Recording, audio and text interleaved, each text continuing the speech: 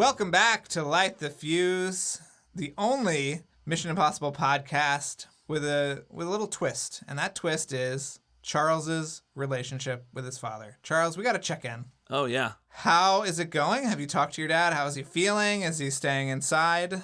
What's going on? Tell me everything. Yeah, he's good. He's healthy. He's safe. Just he still has not listened to the podcast. I don't know if he knows about it still or what, but obviously I should ask him to come on the show. Yeah, I mean, has he watched your most recent movie? I sat him down over the holidays. My wife and I sat down with him and my mom, and we all watched it. He wasn't too into it, unfortunately. Do you think that the state of the world has caused him to reflect on things, to maybe appreciate his son more, to articulate that to him at all? I'm talking about you. I know you have two other brothers, but I hope so. I don't know. I haven't gotten that indication, but I'm going to say sure. I hope. Great. I'm glad we checked in on that. He is very supportive of my career, and he loves my first movie, Night Owls. So I shouldn't give him too much shit. Well, thanks for clearing that up, Charles. Charles has to qualify a bit that we've been doing since day one. I just feel bad. I give my dad a lot of shit on the show. I don't think you give him shit. I think you're just desperate for his attention. Yes. And I think if he ever listens, that's what he'll hear. He'll hear his son crying out. This whole show is over 100 episodes. It's all just a crying out for attention. It hasn't happened yet. So we're back with Roger Guyett Part 2, and I am so pumped. This is a really fun part of the interview, I think, because we go into so many other movies. I think we still talk a little bit about Mission Impossible, but we go into his incredible body of work. What do we talk about this time? Star Trek, Mars Attacks, Ready Player One, Mars Attacks. Yeah, Pirates of the Caribbean, Alfonso Cuarón, the Harry Potter movies, the Shining section of Ready Player One. I mean, this is awesome stuff. You're going to want to listen to this. Yeah, it's really fun, and he's a great storyteller. So we're excited to bring you this section of the interview this time, but it goes a little long, so we're going to cut out now, and we'll be back after he wraps up. And so please enjoy Kevin's definitely just flagrantly ripped off version of the plot. And we'll be back.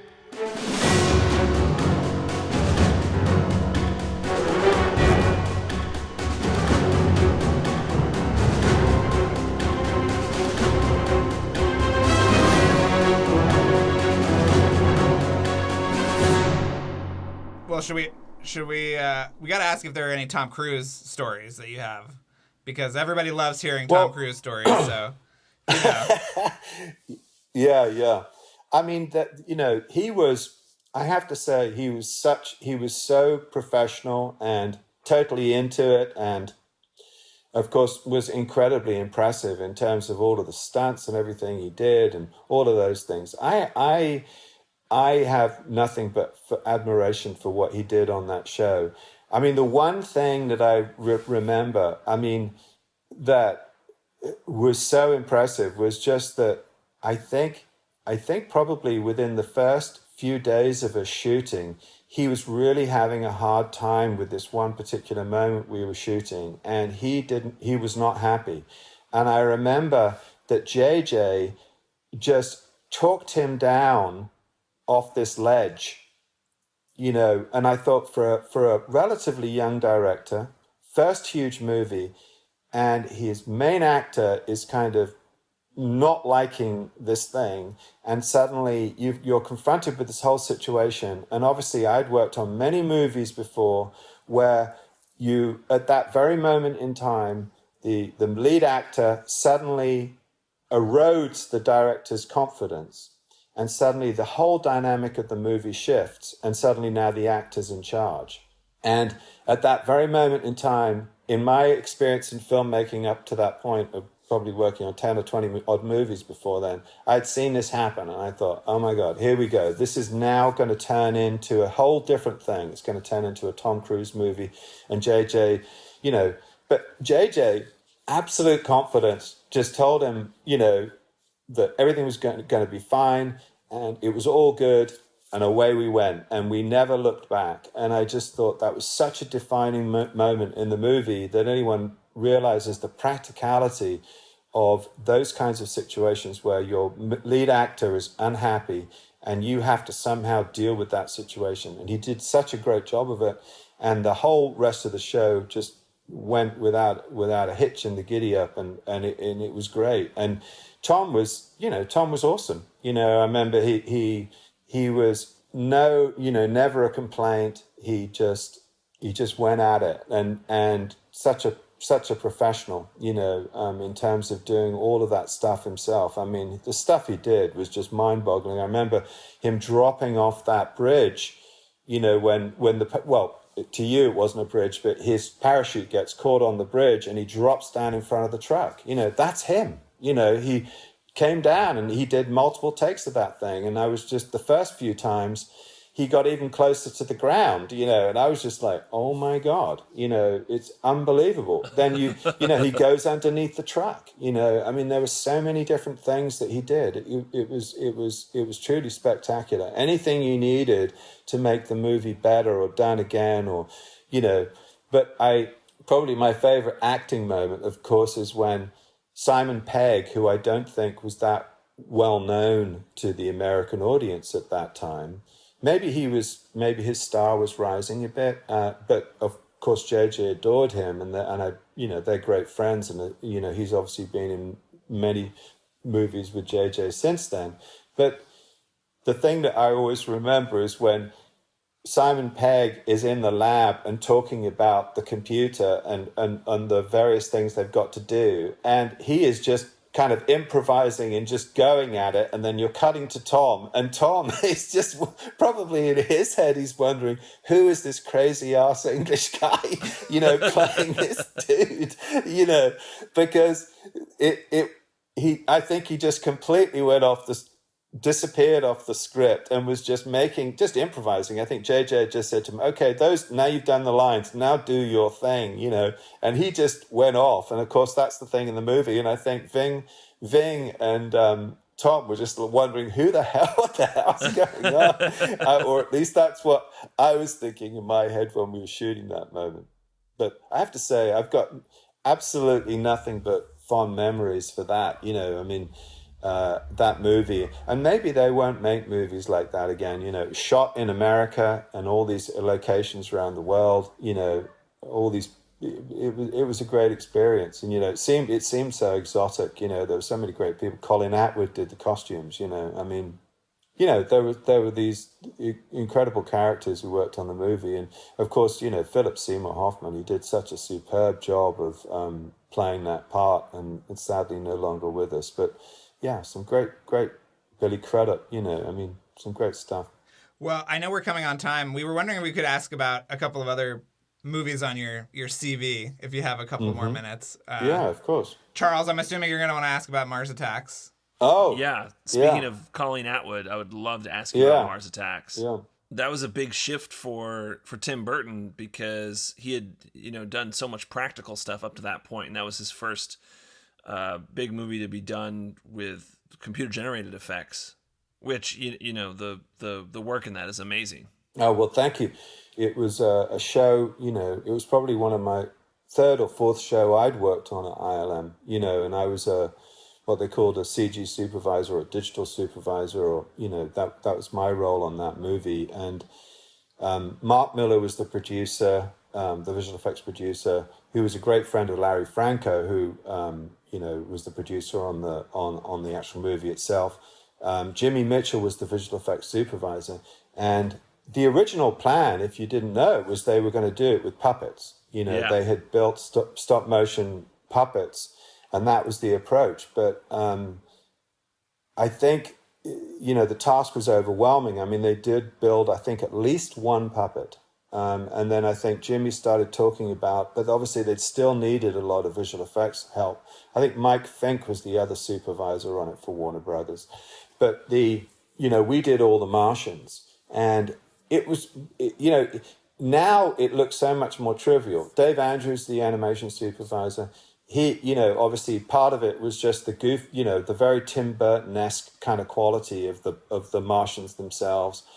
We, at that time, believe it or not, couldn't render or deal with so many creatures, and we call them creatures, of course, but the Martians. We couldn't deal with, I think, more than a dozen Martians in one shot, or something crazy. So we had to build this system to deal with so many characters in a single shot. And actually, Ben Snow, another supervisor who's done some obviously fabulous work. He was one of the guys I was working with, and Ben came up with the technique for doing crowds in that movie, crowds of Martians. That was a relatively new idea at the time. Just to date you, it sounds absolutely mad, but if you think about it, they'd done that Stampede in Jurassic, but really at ILM we were dealing with like one or two creatures in any shot. So suddenly that was a big issue to solve. The other weird thing was the Andy White, who worked at ILM, was doing all the shaders for the surfaces and the Martians themselves. And one of the big things was the refraction through the helmets.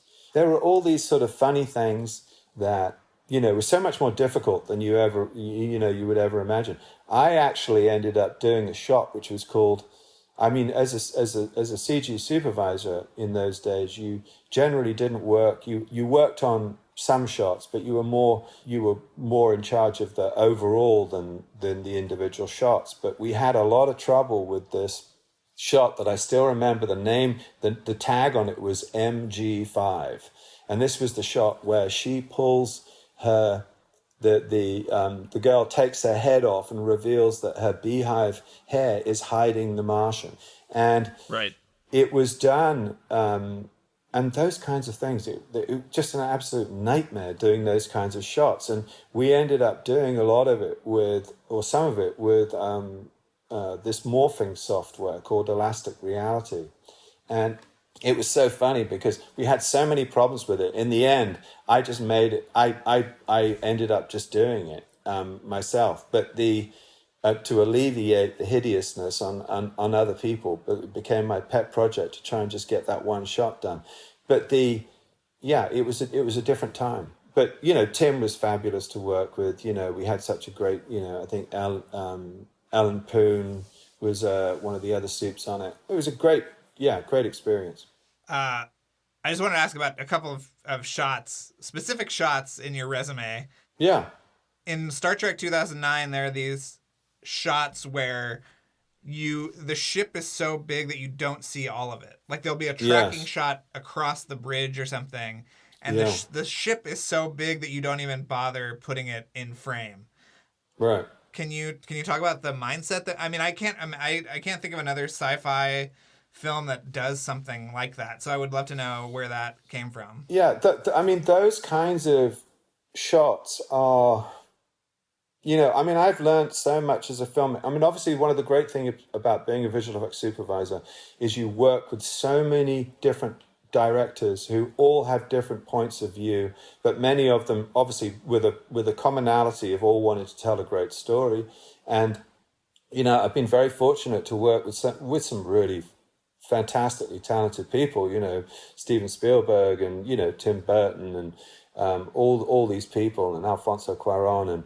But with JJ, he is a director that is such a visual guy. He's somebody that not only is a storyteller, but he really understands the character, and he understands shots, and he understands where to put the camera and what the story is he's trying to tell. And working with him, as a visual effects supervisor, especially when you're dealing with stuff that essentially it's a virtual world that you're creating. And his understanding of that has been really paramount in our relationship of the work that we've done together, is that he's just so good at understanding the dynamics of the camera and what you're showing the audience. And so many of those ideas, and I've learned so much from him about how you show things. How do you show something's large? Don't show it all. How do you work on those shots? And obviously I've worked second unit for him on many occasions too.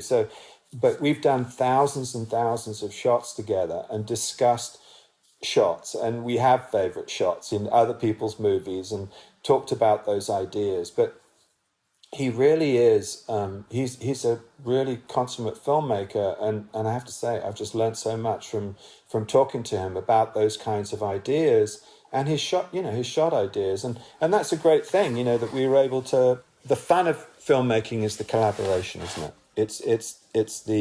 It's taking somebody's idea and somebody else can make that idea a little bit better, and somebody else makes that idea a little bit better. And more often than not, working with JJ, he's the guy with the bigger ideas, but you can always, you can riff with him and say, hey, that's a cool idea, but what about this? And that example in Mission Impossible 3 is one of those things where he's going, you start wide on the city, you find Tom Cruise on the roof, and you can just say, hey, why don't we just do that as one thing? And he's very generous in that way of allowing people to contribute in those ways. But Star Trek, I think that first Star Trek movie, I think it's some of the best work I've ever done in terms of visual effects, and maybe it was the freshness, of doing that approach, because I still remember talking to him about Star Trek, and as a funny aside, I was this is the non-funny part of it, but I was divorced at the time, and my daughter would come over and stay weekends with me. And when he started talking, you can imagine, JJ called me, he said, okay, I know what we're going to do. We're going to do Star Trek. Okay, when he said that, you're waiting for some moment where he says, we're going to do X, and where X is this fabulous thing. And then he says Star Trek. And of course, my initial part of me is going Star Trek, but they have driven that thing into the ground. You know what I mean? Like, so many of the movies they'd stumbled. And I was just thinking, how what? But I had such confidence in him that he was going to find a way of getting the defibrillator on the machine, and getting that thing going again. And I cannot believe his vision on that movie so surpassed so many people's vision of what you could do with something like that, which again is just a testimony to, because why I tell you that story is I had been watching when he said Star Trek, I started watching these movies with my daughter, who's like 7 years old at the time. And we get on to the later ones, and she looks at me as a wise 7-year-old or something. She looks at me and she goes, Daddy, I know you're going to work on this, but do you really think it's a good idea?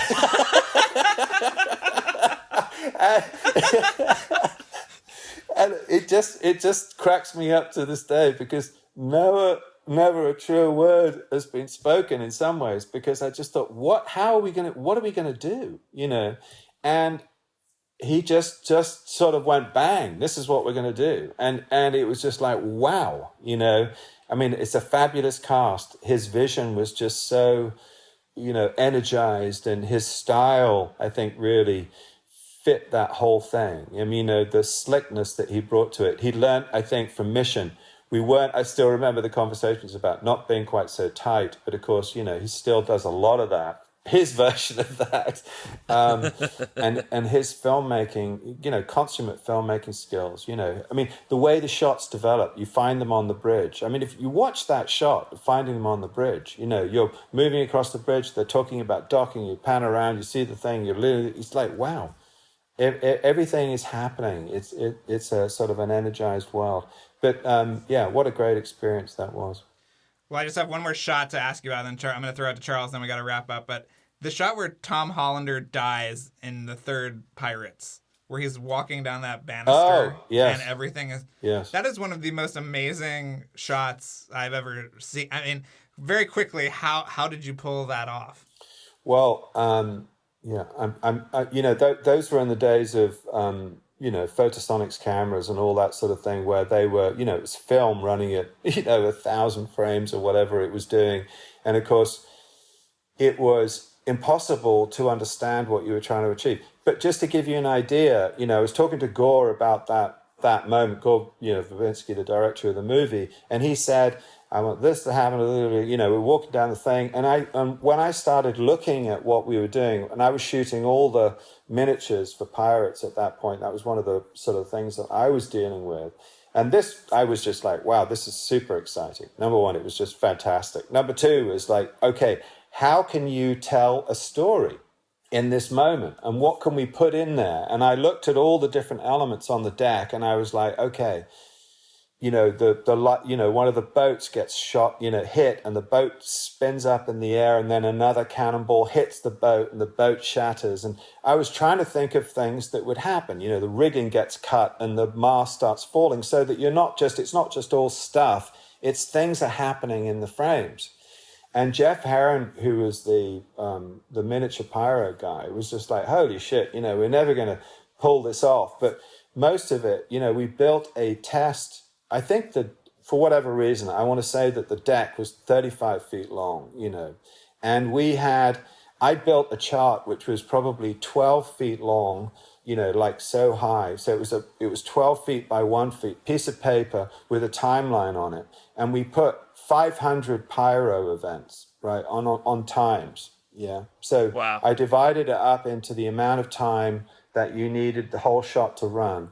And then I spaced out all the timings of the thing, because what you're doing then is reducing those down to microseconds. You know what I mean? So I had this chart and I was going, okay, the cannonball hits here and this thing, and then I go along my chart, and then 0.003 of a second later, I need that cannonball to fire and hit that thing. And Jeff Herron, the pyro guy, is just looking at me going, holy shit, what are you thinking? I said, Jeff, look, it probably won't work. He's just going, fucking Jesus Christ, and giving me that fabulous look of, this is never going to work, but without actually saying it, So I said, I know, Jeff, it's totally implausible, but you never know. If I at least aim at this, then something's going to happen. We'll cut the mast. But these are all practical events. And so we built this test, and we got hundreds of these pyro events, and we got the cameras and the blah, blah, blah. And I still remember a friend of mine said, oh, you're going to shoot that thing? And I said, yeah, we're shooting it on Saturday morning. And he said, oh, I'd love to come up and see it. And he brought his kids, and we went to shoot it, and literally it was just like, that was it. You know what I mean? Like, it was over in a third of a second or something absolutely ridiculous, So it just, you had this thing where, you had a deck, and suddenly it's just gone. The deck is just gone, and you just go, you have no way of knowing. You literally have no way of knowing whether anything you did really worked. Anyway, so you don't even have video assist. Video assist was just totally incapable of tracking that number of frames. Anyway, so we go in, on the Monday or Tuesday, we get the film back or whatever, we're looking at this thing, and the boat's going up in the air and it gets hit by the cannonball. I'm looking at Jeff going, holy shit, this actually worked. Or whatever the thing was, And of course, it's just all little storytelling things in the background rather than just being stuff. You have these little moments. And we go and review it with Gore. And Gore is just over the moon. And we start watching it. But Gore is a great guy for being very, very specific. So he starts... And Jeff Herron, the pyro guy, this is a miracle. He's like, I never imagined anything like this would work, that you could get the boat up in the air, the mast would fall, the thing would happen. Anyway, so we go along, we start talking about it with Gore. So then Gore, being Gore, he's like, okay, when the boat, instead of the boat being at that angle, could it be a little further round? And Jeff is just looking at me going, are you, what?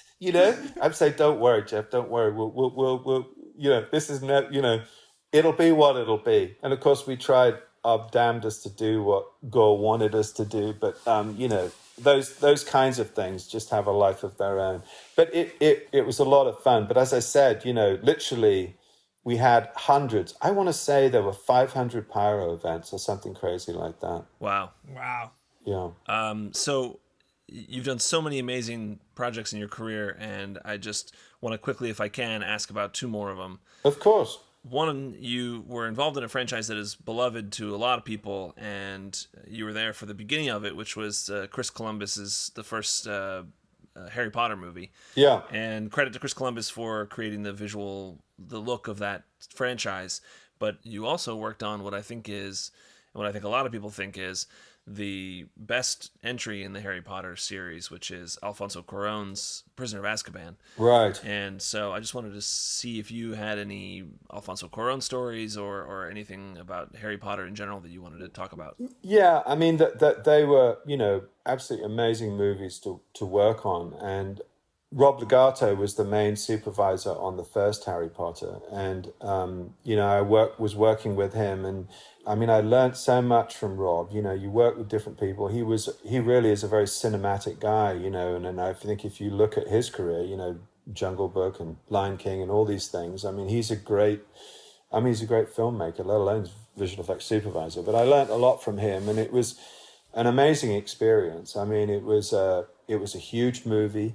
I think one of the first really big movies being done in England, that first Harry Potter, and it was being done at Leavesden, which was basically just a bunch of old empty warehouses. It was just a rundown factory, and the ceilings would collapse and all sorts of weird things would happen in those days at Leavesden. Now they've turned it into a beautiful studio, but it was pretty run down. Chris Columbus, I mean, a great guy. I mean, believe it or not, they were worried even about the success of the movie, which even I was just like, are you kidding me? This thing is going to be absolutely huge. But of course, people were just nervous about that, weirdly enough. But, they're very, very different kinds of filmmakers. To me, Alfonso, he really understood but both the storytelling aspect of it, because he was very involved in the writing of the script, but he was an auteur, and that's such a fabulous word to use, but he really controlled everything in the frame, and that was really his philosophy. And of course, this was, I think 3 was really the biggest movie he'd done up until that point, or the biggest commercial movie. I mean, I think he'd done Great Expectations, hadn't he? And he'd done a few other things. And obviously he was on the map, as it were, and he'd done some very critically acclaimed. Was it E2 Mama Time? No. Yeah. But he certainly hadn't done a big visual effects movie before. But he had this vision, and he really, every shot was his. He moved the camera in really interesting ways. He'd already, was on this path of doing very long continuous takes, long developing shots. He, visually, I think he had such great taste. But as a visual effects supervisor, it was, his vision was very difficult to get, much harder to get on the screen than it would be now. I mean, in terms of the freedom of choice that we were. So he didn't really like planning things out. We could talk about things, but he didn't like to over-plan. He wanted to be inspired by the moment. And that's where Interesting. What you have to, you have to, as a visual effects supervisor, is try and create a framework for these people to be able to create, and for them to understand the limitations, or hopefully the lack of limitations, for those moments. So as an example, the night bus sequence, he would board the sequence out. So, Harry's on the night bus, all this stuff's happening on the interior of the night bus, and London is flying past on the outside. And I'd go, okay, so Alfonso, this is what I'm going to do. You're going to be on this close-up, of Harry speaking. So I'm going to shoot a plate of London outside the window, and we'll do this. I mean, obviously it wasn't like this, but it was some version of that. And then he looked at me and he goes, yeah, but these are just boards. I'm not going to shoot these boards. And I was like, holy shit, because up until that point, you needed to match the perspective of the foreground and background. With the moving camera, it was a nightmare. So then I came up with this idea that we would build this rig. So I then said to him, kind of slightly in panic probably, or panic inside, was, okay, so what are you going to do? So he said, well, I want to be able to move the camera freely inside the bus and everything's going to be great. And I was like, holy shit, how do we do that? So I then went away and thought about this, and we built this rig, which essentially was a vehicle which had, I think it had 14 or 16 cameras, all film cameras at that point, I might add, that were all synced together. And we shut down part of London, and we would drive through with this camera rig. And basically, now you had a set of images that all overlapped and built this world. So the one advantage was I knew with the bus, was that you were just looking through the windows. So now, wherever he put the camera, we had something to go outside. So for each of the locations, because, building London at that time, you couldn't do that. It was a different time. So he then says, so I said to him, okay, this is what I've come up with. We have done this thing, and now the guys on the bus can watch the playback of the journey and can say, you're turning left, you're turning right, because you can imagine you're trying to sync the movement of the bus to what's happening outside. You're turning left, turning right. And he's like, okay, what are you talking about? So I said, well, we have to sync the movement of the bus to the images outside, and maybe we have headlights from vehicles hitting them. He's going, oh, Jesus, just write it out so I can kind of understand it. So I write him this document, as this is really makes me laugh, actually. So being as conscientious as I was, I write this document out, and it's pages, really, way too much stuff. But I thought he was asked for it, so I'm going to do it. So I write this thing out. It's quite a long document, and I hand it to him. He said, okay, great. Thanks for doing that. Anyway, I was thinking, he's never going to read this, A couple of days later, I get a letter from him, right? An actual letter. I'm seeing him every day, but I still get a letter from him, which I still have. He writes, he says, "Dear Roger," he says, "I started reading your description of the night bus scene." He said, "But it then turned into," he said, well, you probably used the F word. He said, "And then I was reading fucking Tolstoy or something like that." He said, I didn't think you were going to write 1,000 pages of this crap or something. And then he just started, yours sincerely, Alfonso Cuarón. Anyway, it was very funny. It was some version of that. Anyway, so he said, I went into, I showed him and I came in one day, I said, thanks for the letter. I said, I thought you would never read that. He said, of course I'm not going to read that. I just wanted to understand it. He said, so what can I do? I said, don't worry about anything. All you got to do is when you're inside the thing, the only limitation is blah, blah, blah. And he went, okay, great. I understand it. And he could move the camera. He could do whatever he wanted. And we fixed all the things for him, But that was really, when you're a supervisor, is learning that you just literally want to go, you don't want to hobble the director. You know what I mean? Like, you want to turn up and go, yeah, you know what? You cook whatever meal you want to cook. All the ingredients are somewhere here. And that's what this is. That's what you're trying to do, is allow people to be creative and allow them to do their best work. And that was probably, at that time, it was a colossal effort on our part to support his creative ambition. But at the same time, it was completely right for the movie. And he, again, I learned so much, But, I mean, Chris was also fabulous, but very, very different kind of style. Chris was very much more about the words and the acting, and that was really his focus. He was a less camera orientated director. But Alfonso, it was just everything. It was literally, and you don't get to use that word very much, auteur. He really was it, and is that guy. And he brought all of that to the party, and extremely determined. And isn't it? I think it's a great movie. It really is. And I think he challenged me to do things that I think are visually just fun to see and fun to watch. Like the going back in time. Mm-hmm. And that was a colossal effort. Again, he said, "This is what I want to have happen." Some version of when you rewind the clock, that you get to somehow visually see that. And then, and then he had a set of ideas, and then you were able to sort of contribute or comment on those. But then it turned into his shot, and then it was down to us to try and figure out how to make that happen. And it is colossally difficult shot to pull off. I think it spans across 3 miniatures, some CG. You've got people moving at 3 different speeds. It's absolutely, as a piece, the light is moving across the set to indicate the time change. I mean, it was just unbelievably complicated, and people are going, I don't even understand what's happening, and I'm going, look, can you just move that light at this speed across that background? And of course, everyone's like, what do I do? This is what I need you to do. And of course, people don't understand it. So it's one of those things where it's a really difficult thing to make work, because you can't just go, yeah, here's your part, and it was all done. I needed all those doctors and nurses in the background, but they were moving at 3 or 4 times speed. So we had to shoot like I want to say some kind of weird ass, like half an hour of material of doctors and nurses moving around in the background. I mean, but he just had so many great ideas. That's amazing.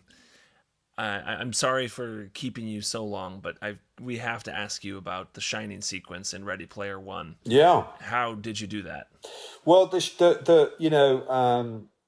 Barry, when they, and again, it's so funny because in pre-production, Stephen kept on talking about The Shining, and in the context of the story and where we were with the script, I mean, we had so many meetings, and rightly so, because Adam Stockhausen, the productions designer, and me and Janusz and everyone involved kind of had to all be in sync with everything that we were doing.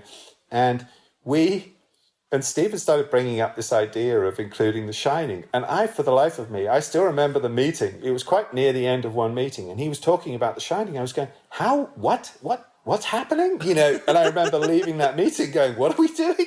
And Adam and I had this conversation going, how is The Shining going to work? And again, it's just a testament to these people's vision, because when you watch the movie, I think The Shining is one of the best parts of it, to be honest, I think anyway. But it's hard being completely objective about it all. But when he started talking about it, I was like, okay, what would be cool is, or I thought it would be cool, is what if you were watching The Shining and these characters were somehow in the same frames? You know what I mean? Like, how do you make it like a weird thing where the movie is playing and you're kind of inside the movie? Now that ambition kind of found its way into the final product, because you're actually watching real moments from the movie. In other words, how do you include the close-up of the woman, like the decaying woman? How do you do that? Because to me, that was part of the fun of it, was making you feel like you were really just in the movie. Okay. Now, how do you do that? Well, it wasn't easy, but the initial, and of course, the ambition of the story we were trying to tell was too big for the shots that were actually in the original movie. And we could not find any other outtakes or anything like that. So in other words, we had to sort of improvise around that too. But the interesting moment was when we were taking images from the original movie and we were making shots by projecting those images on geometry. And Barry was one of the guys. Barry was in charge of the environment, and he started doing these tests where he started building it. He started building the interior, and he was like, you know what? We can actually just build this. And after he did this test of the bathroom, I was like, yeah, we can. So now we were able to reinvent any part of The Shining. And weirdly enough, that's not entirely what creatively I wanted to do. So the movie is the best of both worlds in many respects. You've got real shots from The Shining, and you've also got these completely manufactured moments, which of course you need to tell the story that Stephen wanted to tell. But again, it was a lot of fun. It was huge doing the research. Lee Unkrich, I spoke to Lee Unkrich, the director of Toy Story 3. He's a massive Shining fan. He has a lot of memorabilia. Kubrick's wife came down. Weirdly enough, Stephen had visited Kubrick many times on The Shining, so had a huge backstory because they were friends, and so he knew a lot about The Shining, and of course there is a lot of information out there. And part of the fun of it as well was building the sets so that they looked like movie sets. In other words, when you're out in the maze, all of that is digital. But we didn't build it like you were actually out in a snowy maze. We built it like you were out in a set that had been built to look like a snowy maze, because they're very different things. If you look at the way the snow is on the pines on the hedges and stuff, it's a different thing. It's a different kind of finish that you get. But anyway, that to me, one of my all-time favorite things to work on. And you're working on it with Steven Spielberg, How close did you get to doing a likeness of Jack Nicholson? You know, the interesting thing is that I think Nicholson owns all of his own rights to that movie. And basically, we started doing that. And then, Stephen, I think, talking to Jack or whatever, I don't know the backstory on that. But I think ultimately it became more a matter of not including him in that story. So there was a point where we were on that road, and then it quickly turned into something else. Well, now, Charles, is it time for the big questions? Yeah, I think so. Thank you so much. I'm sorry for keeping you so long. Look, you guys are awesome. It's funny. I mean, people will talk about their own lives forever, won't they? For Christ's sake, or their own experiences. I'm sorry, it's slightly narcissistic, but it is so much fun talking about these things. It's funny when you're talking about they have such great memories for me. So excuse me if I've jabbered on too much about things. No, we love it, but we really gotta ask you a couple of hard-hitting questions. The first one, we were wondering if you could rank Tom Cruise's hairstyles throughout the Mission Impossibles. Maybe you just want to give us your top three. Oh, come on. Whatever. Yeah, 3. It's got to be 3 all the way, baby. Oh. Of course. I'm actually gonna have to go back and look. I bet he's had some really fabulous ones, hasn't he? Oh yeah. Oh yeah, definitely. Yeah. The other question we have is, I'm assuming you've seen all the Mission Impossible movies, right? Yes. Okay. I have. Could you rank them in your order of your favorites? Wow. God, that's a tough one. We're hard-hitting journalists here. Yeah. I'd actually have to. Maybe I'd need some time to think about it. Obviously, 3 is the pinnacle, and then there's a big gap, and then the others. No, just kidding. If I really believe that. No, I mean, remind me of all the directors that work. I mean, obviously Macquarie. I mean, I thought that he's done some great stuff. I mean, Brad Bird. John Brad worked on the 4th one, obviously. Yeah. I mean, that was cool too. I mean, I think they all have their own personalities, don't they? And yeah. I think there's a fun. To me, in many ways, the first one felt more like the TV show, or that's kind of my recollection of it. And it had all the glitz and the glamour of all of those things. But in some ways, it was sort of more, it seemed more on that path. I think by the time you got to 3, the thing that I find, whether it's the right or the wrong choice, I'm not going to give you, I can't be completely objective about that. But there is a sort of a JJ style to 3. I think without a doubt that he put his look on that movie. So it's kind of fun for me to see that, knowing him so well, and to see that.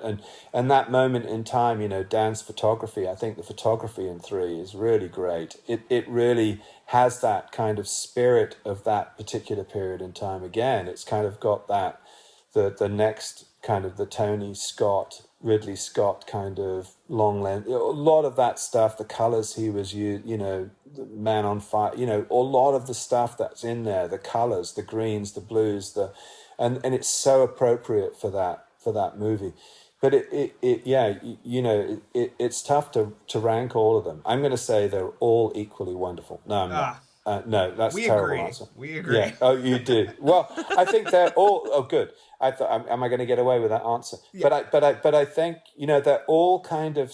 They all have their own. I mean, Macquarie.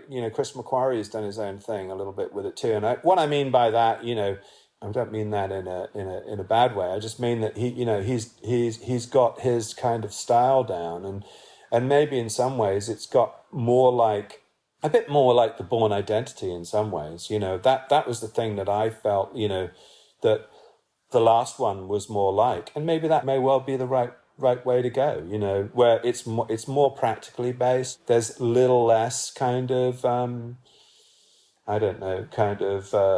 fantastical kind of quality to it all. But it's each to their own, isn't it? I mean, at the time, obviously watching those TV shows when I was a kid, I mean, they were fabulous. People had fabulous watches and tapes that destructed, and apparently you have to go to the local when he takes the Tom Inaz takes the Kodak camera and, all eye scanning and all these sorts of things. I mean, they're a lot of fun. And obviously movies are transformative, aren't they? Whether as a kid, you're pretending to be the Tom Cruise character, or you're pretending to do all those things, and living those great adventures. And I think part of cinema, which is in many ways, I think is being lost, is this sort of transformative thing of taking you to places that you'd never been to before.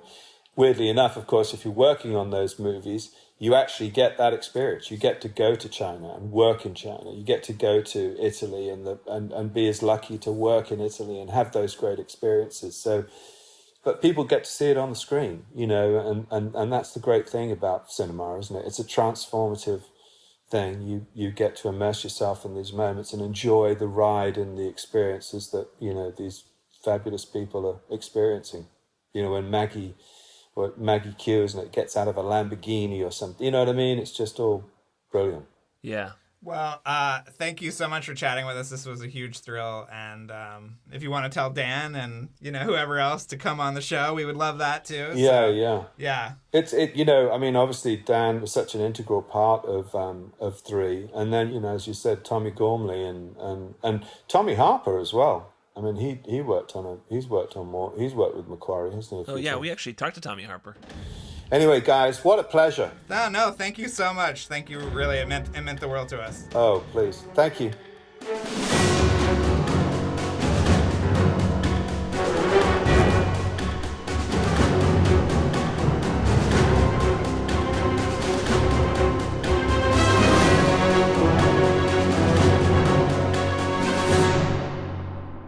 Just quickly, Charles, I want to remind everybody, because I forgot to do it at the top of the show, that this episode is brought to you by Jeremy Dillon.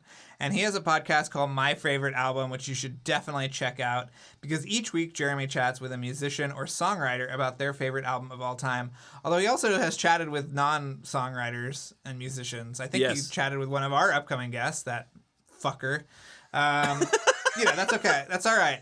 Jeremy can do whatever he wants. He also just had David Arnold on the show recently too. That's he's really the composer cool. of a lot of James Bond scores. I like his scores a lot. Yeah. This episode is also brought to you by John B. And John, we thank you so much for that. And also Real Estate Interest LLC, commercial real estate for growing companies. So if you need their services, please reach out to them. And so that was part 2 of Roger Guyett. We're done with Roger, sadly, for the time being. I always hope that we bring these people back because we love talking to them so much. But, I know. And they have such a huge body of work. There's so many. I'm sure he has so many more stories from other movies that he's worked on because his filmography is so impressive. He also teased, I'm going to tease the audience here and say that he mentioned that he's friends with Dan Mindell. Well, that may have helped us get a certain guest down the line. He won't be next week, but stay tuned and you'll want to hear another guest that we have coming up who's a cinematographer who shot MI3, whose name may or may not be Dan Mindell, because we have talked to him already. Who are you talking about? You're so... You're like JJ. You're keeping it in the mystery box there. I'm not the best at keeping the mystery there.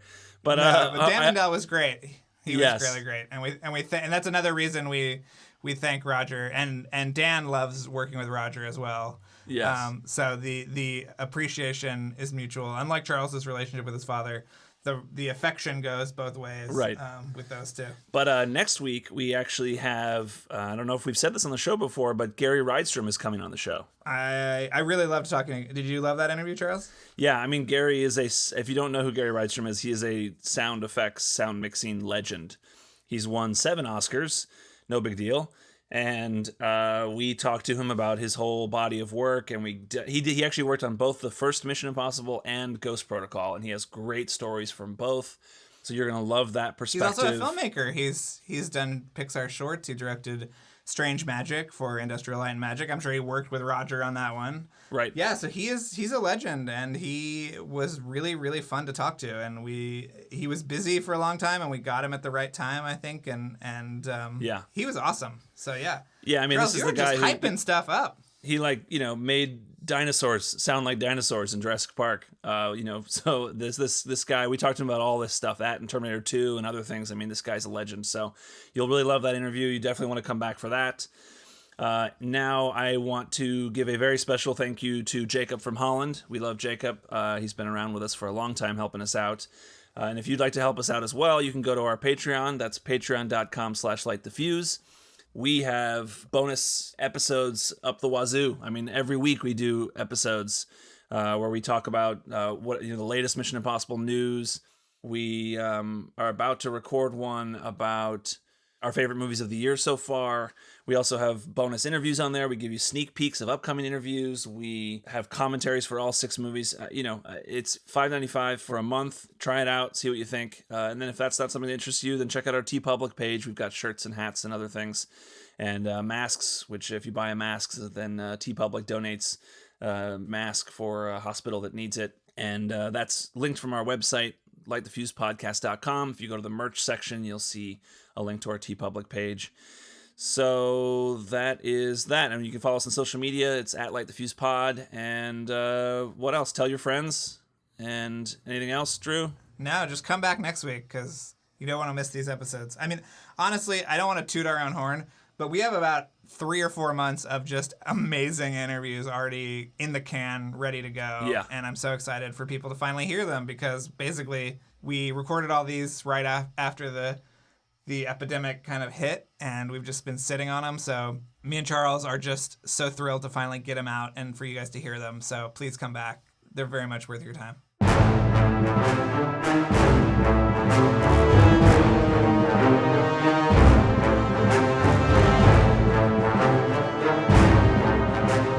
Thanks again for listening, everyone. And before we go, another mission, should you choose to accept it, please rate, review, and subscribe to the podcast on iTunes. And remember that you can follow us on Twitter and Instagram at LightTheFusePod and email us questions or comments at LightTheFusePodcasts@gmail.com. This message will self-destruct in 5 seconds.